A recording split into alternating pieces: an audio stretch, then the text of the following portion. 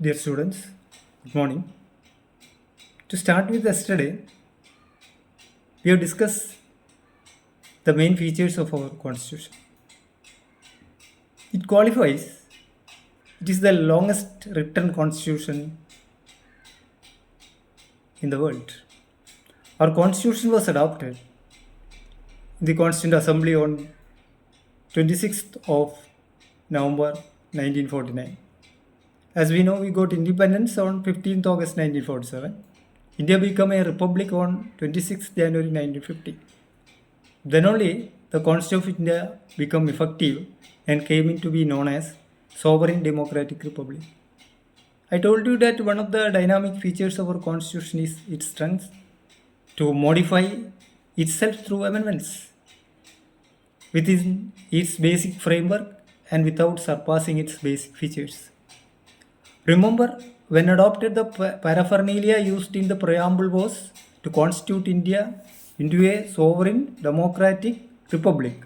But the 42nd Amendment, the year 1976, substituted it as sovereign socialist secular democratic republic by adding socialist secular. Dr. Ambedkar, the chief architect and was the chairman of the drafting committee. Before the commencement of its operation, the governance of our nation was administered by invoking the Government of India Act 1935. Yesterday, we also have a look into the justice delivery systems in India and the dispensation of justice by adhering or invoking laws and rules. There are innumerable laws in India that I have already told you yesterday. Laws are made by Parliament and the state legislatures. To become a law, to be passed by both houses of the Parliament. Not only that, it must be signed by the President of India under his seal. The Parliament has a right to legislate a law on the subject enumerated in the Union list. You see, in the 7th schedule, there are Union list, that is list 1, state list, that is list 2, and the concurrent list, that is list 3.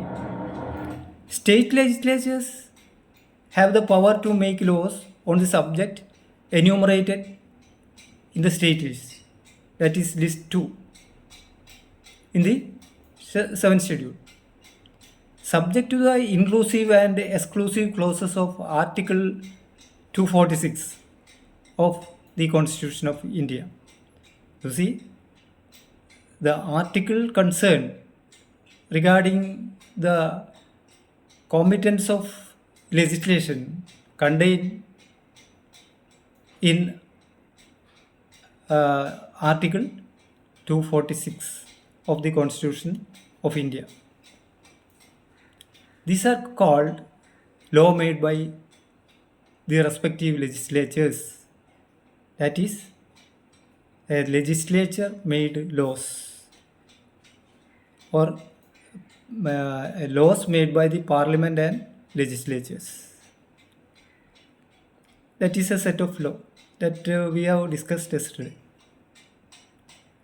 There are judge-made laws that also we have discussed in the last class.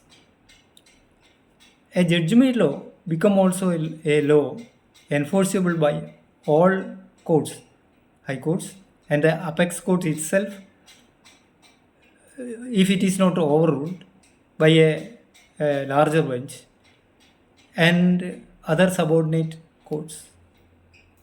As I have already said, the ratio of the judgment of the Supreme Court is the law of the land. What is the ratio means? The ratio means the ratio decidendi of the judgment. That is the essence of the law.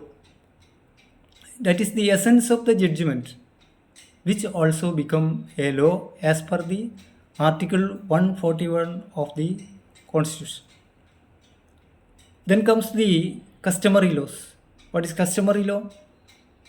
Article 13 of the Constitution in clause 3 subclause A says that law includes any ordinance, order, bylaw, rule, regulation, notification, custom, or usage having in the territory of India the force of law. Courts can take cognizance of these legally binding customary rights under section 57 of the Indian Evidence Act 1872. Now we look at the preamble of our constitution. You see, preamble is the very relevant part which contains the objectives of our constitution. Generally, an introductory part of a statute or a deed stating its purpose, aims, and justification is called a preamble to such statute or a deed. Preamble of our constitution contains the ideals and aspirations which the constitution intended to achieve by its enactment. The objects which the constitution makers intended to be realized by its enactment. That is, what is the constitution makers intended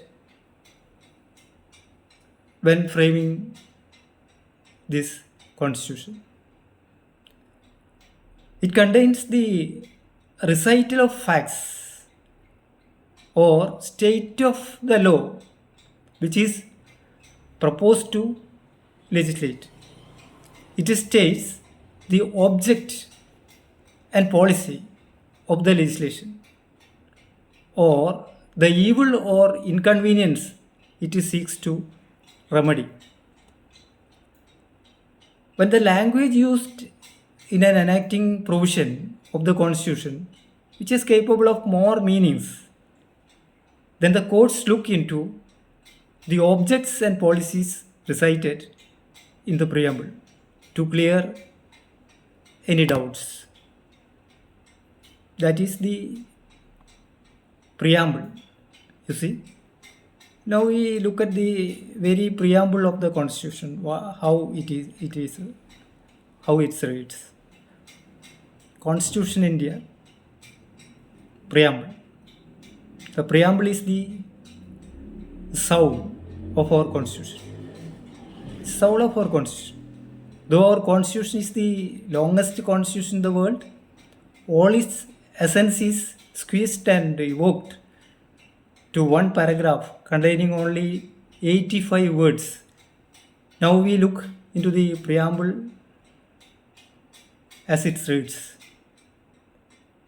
We, the people of India, having solemnly resolved to constitute India into a sovereign, socialist, secular, democratic republic, and to secure all its citizens justice, social, economic, and political.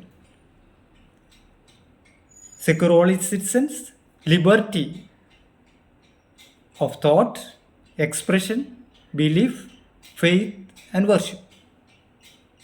Equality of status and opportunity, and to promote among them all fraternity, assuring the dignity of the individual and the unity and the integrity of the nation. In our Constituent Assembly, this 26th day of November 1949, do hereby adopt, enact, and give to ourselves this Constitution. These are the words contained in the preamble. Now we close today's discussion with this preamble. We can see later parts in another day. Thank you.